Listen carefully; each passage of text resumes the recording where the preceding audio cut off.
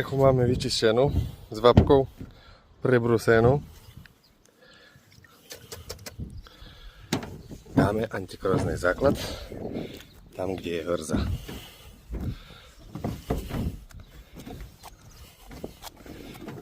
Takými flekami a po celej streche.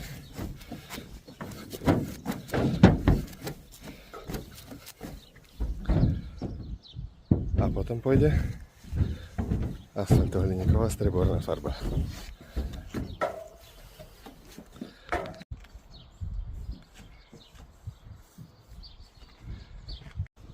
Tretia, alebo to už štvrtá fáza, že jak sa strecha vyčistila s vápkou, prebrusila, tam kde hrza dala sa základná farba, ideme maľovať za šiacom strebornú farbu.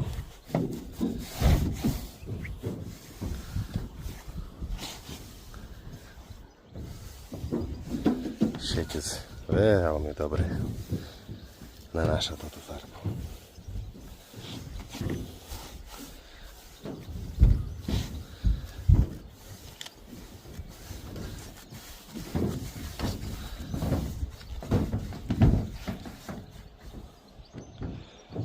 Jak vyschne, bude takto.